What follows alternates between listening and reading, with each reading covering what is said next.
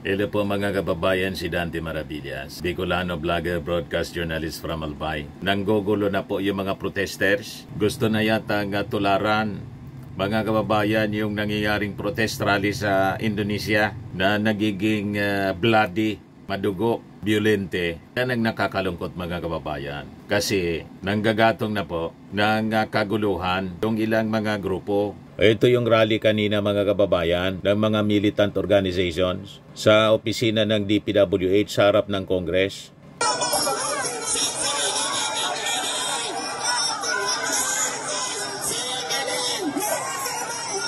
Yan o, nagkakagulo na po. May mga nanggugulo na po.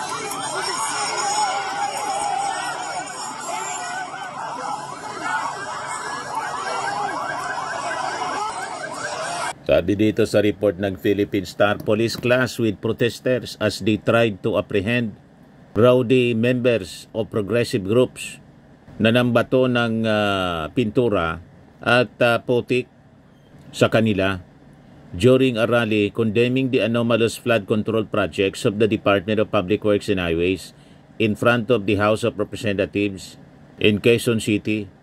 Sa harap ng Congress pala yun na mismo, hindi man sa DPWH. Yung hearing kasi po sa Congress, dinidinig yung budget ng DPWH. Kaya sumugod po yung mga protesters.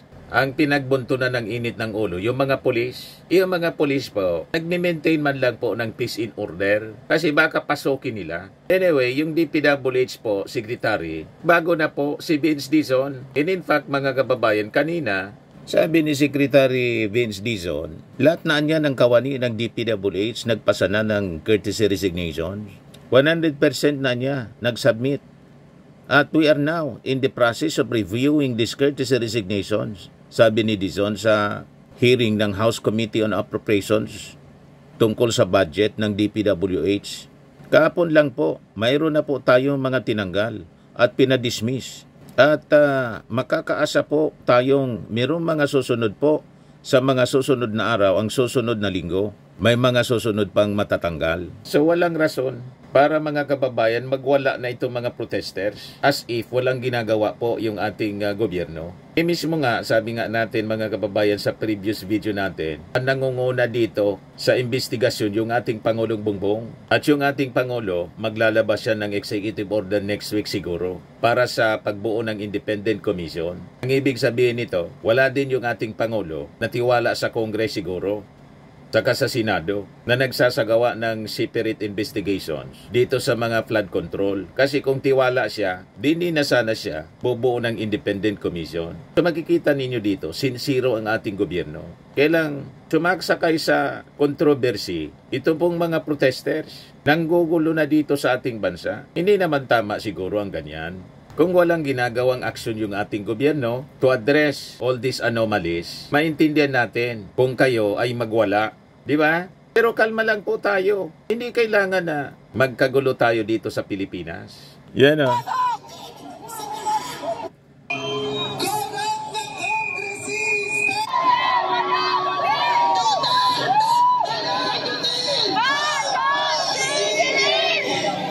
Marcos singilin daw. Yan ang sinisigaw nila palagi. Walang pagkakautang sa inyo ang Marcos administration. Kung mayroon man nagkautang sa inyo, yung Duterte administration. Kasi lumabas sa investigasyon ng PCIJ, si Diskaya top contractor during the Duterte administration.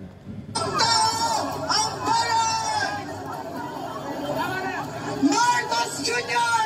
at sa mga kongresista, ang nasaksihan nyo ngayong araw ay patikim pa lamang.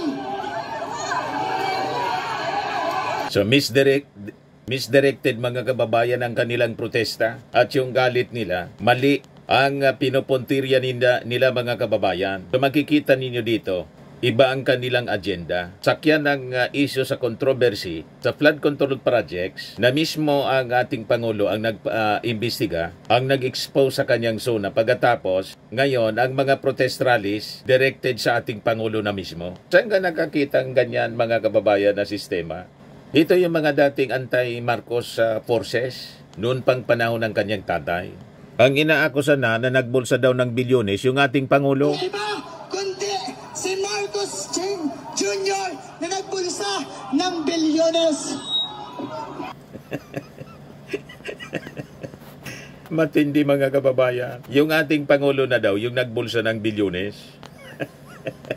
O diba, sablay, mga kababayan? Yung mga akusasyon po, sabi ko nga po sa previous video natin, na ill-gotten wealth ng ating Pangulo. Ilang administrations po yung lumipas, mula kay Aquino hanggang kay Digong. Ano nangyari sa mga billions na sabi ill-gotten wealth? Lahat po, na-dismiss yung kaso sa Sandigan Bayan, pati sa korte sa ibang bansa.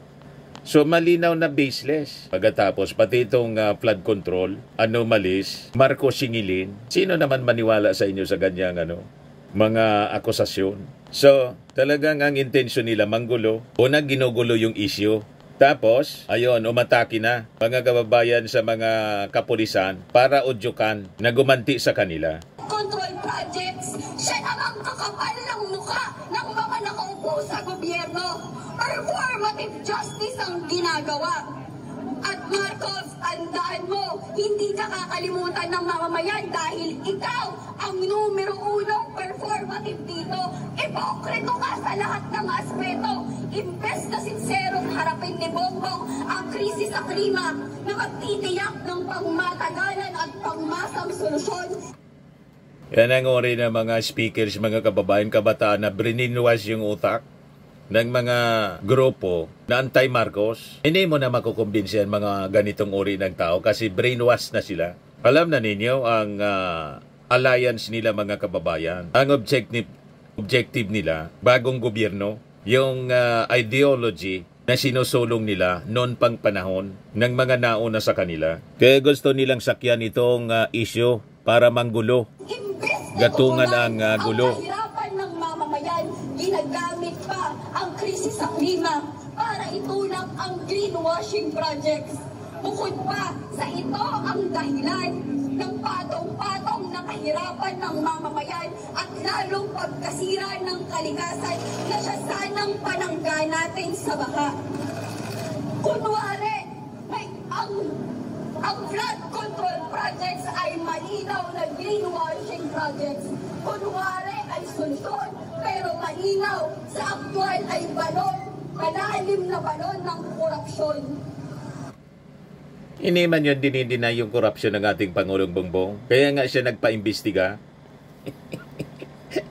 Di ba po mga kababayan? O ito si DPWH Vince Dizon. Mga kababayan, pakinggan natin yung interview sa kanya kanina. From anomalies na like may mga project na hindi na mabibigyan ng alokasyon kung tapos na pala. Yun ang pipilitin natin. Yun ang pipilitin natin. Na as much as possible, yung mga pinoint out na red flags ng ating Kongreso ay buburahin natin. Walang doble, walang completed na mayroon pa rin budget. Yun, unacceptable yun. Hindi ko alam. Sasabihin ko sa inyo, hindi ko alam. O ngayon, yung district engineer mga kababayan na nag-try na manuhol kay Congressman Liviste, nag-deny District Engineer Calalo, I vehemently deny the accusations against me. The same are either contrived or founded on twisting of truth and clearly as part of a political agenda. Yan po. Ngayon, agad na sinagot ni Congressman Liviste yung pag-deny nitong si Engineer Calalo na nag-try sa kanyang manuhol ng 300 million. Yan, sabi rito, Representative Leandro Liviste bumuelta sa umano'y donasyon na inalok ni D.E. Calalo. So, ito yung naging official statement ni Liviste. I was told niya that D.E.'s defense is that what he was giving me were donations from contractors, which he admits could be as high as 360 million pesos.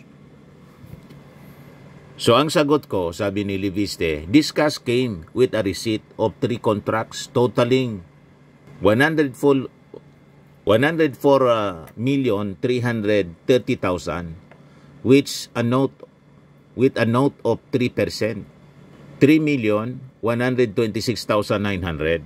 Based on DPWH records, these 3 contracts were awarded to Taptech Trading and Construction Corporation Incorporated or Company Incorporated, owned by Mr. Elry Rose Sinotse from Lemery, Batangas. Perhaps Mr. Notse could say more, but I heard that he has left the country.